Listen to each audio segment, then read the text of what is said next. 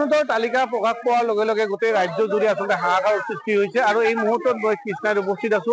কৃষ্ণাই পৰিৱেশ দেখুৱাম আচলতে অৰুণোদয় যিসকল হিতাধিকাৰী চৰকাৰে আচলতে যি তালিকা দিছিল যে প্ৰথমতে আচলতে বিকলাংগসকল পাব, তাৰপিছত মানে বিধৱাসকল পাব বা দৰিদ্ৰ লোকসকল পাব, এনেকুৱা কিছু নীতি নিৰ্দেশনা জাৰি কৰিছিল অৰুণোদয় আঁচনিৰ বাছনিৰ সময়ত। কিন্তু এতিয়া আঁচনিখন আচলতে আঁচনিৰ তালিকা প্ৰকাশ পোৱাৰ লগে লগে দেখিছে যে তাত কোনো আচলতে বিকলাংগৰ প্ৰাৰ্থীও তাত নাই বা দৰিদ্ৰ পৰিয়ালৰ নাই, বিধৱাও নাই।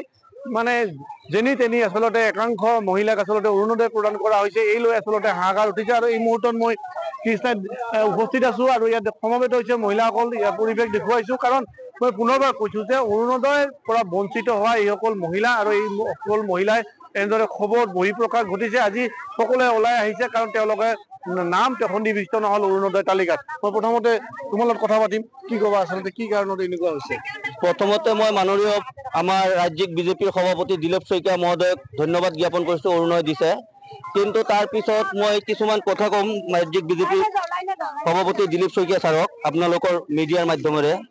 এই যে অৰুণোদয়খন দিছে, আমি ইয়াতে সত্ৰ আৰু নিকা অৰুণোদয় পোৱা নাই। কাৰণ আমাৰ মলানডুবি জিপিত 1044জন নাম আছিল। যিজন আপোনালোকৰ চিলেকশ্যন লগা মানুহে পাইছে নে নাই? প্ৰাপ্য যিখিনি প্ৰাপ্য মানুহ আছিল সেইখিনি পোৱা নাই, কিছুমানে পাইছে কিছুমানে পোৱা নাই।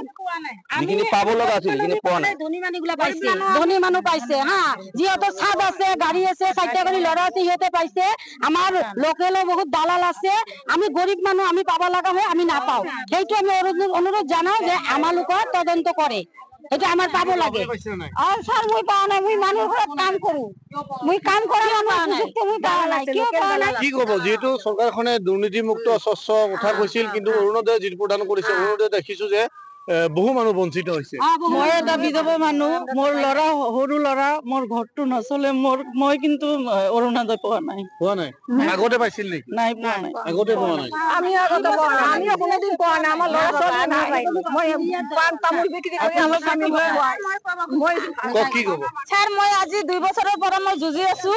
যুঁজি থকাৰ পিছতো মানে আমাৰ গাঁও পঞ্চায়তৰ পৰা আৰু কি আমাৰ প্ৰেচিডেণ্ট আৰু কি মোক কৈছিল অৰুণোদয় কৰি দিব কৰি পিছত মোৰ পৰা কাগজ পত্ৰ গটাই লৈছে। অৰুণোদয়টো হৈছিল, হোৱাৰ পিছত মোৰ একাউণ্টত টকা নোসোমাই। আজি 2 বছৰে হ'ল টকা নোসোমাই। পিছত আৰু মোক ডিচি কোৰ্টত 3 দিন পঠাইছে, মোক ষ্টেটমেণ্ট ওলাব দিছে, মিছামিছি এনে মোক ঠগাইছে। পিছত মই ডিচি কোৰ্টত 3 দিন গেছো, যাই পেলাই ৰাতি 9টা 10টা এনেকে আহো।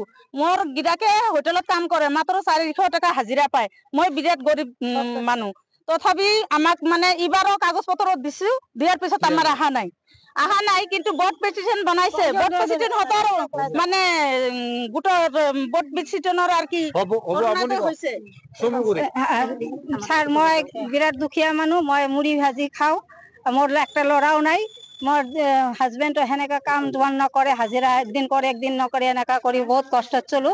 অৰুণোদয়ৰ কাগজ বহুত বাৰ দিলো কিন্তু নহয়। আচলতে অৰুণোদয় তালিকাখন প্ৰকাশ পোৱাৰ পিছত আচলতে আমি দেখিছো যে মহিলাসকল খবৰ পাতি পৰিছে। বিশেষকৈ অৰুণোদয় যিখন তালিকা প্ৰকাশ পাইছে সেই তালিকাখনত আচলতে দৰিদ্ৰ বা দুখীয়া মহিলাৰ নাম নাথাকি তাৰ বিপৰীতে আচলতে একাংশ ধনিক শ্ৰেণীৰ নাম অন্তৰ্ভুক্ত হোৱা বুলি যি অভিযোগ আছে, সেই অভিযোগৰ পৰিপ্ৰেক্ষিতত এনেদৰে মহিলাসকল সমবেত হৈছে আৰু ইয়াৰ প্ৰতিবাদ কৰিছে। কাৰণ অৰুণোদয়ত নাম অন্তৰ্ভুক্ত হ'ব লাগে, চৰকাৰে যিটো দুখীয়া দৰিদ্ৰসকল বা যিসকল বিকলাংগ লোকক অৰুণোদয়ত অন্তৰ্ভুক্ত কৰাৰ প্ৰতিশ্ৰুতি দিছিল, তাৰ বিপৰীতে কিন্তু অৰুণোদয়ত আচলতে দুখীয়া দৰিদ্ৰ কোনো লোক নাম অন্তৰ্ভুক্ত নহল। সেই লৈ এনেদৰে খবৰ ফাটি পৰিছে এই মহিলাসকল।